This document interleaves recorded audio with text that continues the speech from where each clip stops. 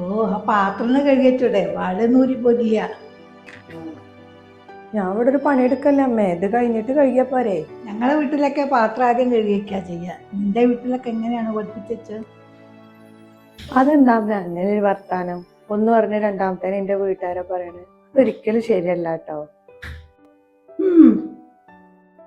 പാത്രം കഴുകാത്തേന് പറഞ്ഞല്ലോ. അമ്മേന്റെ മകനെ ഇന്ന് രാവിലെ കുടിച്ച ചായയുടെ ഗ്ലാസ് അത് അതേപോലെ അവിടെ ഇരിക്കും.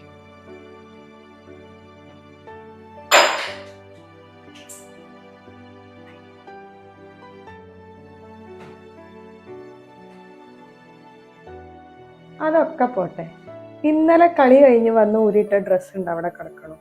അതിപ്പോ ഞാൻ അലക്കിയില്ലെങ്കിൽ അത് അവിടെ തന്നെ കിടക്കില്ലേ?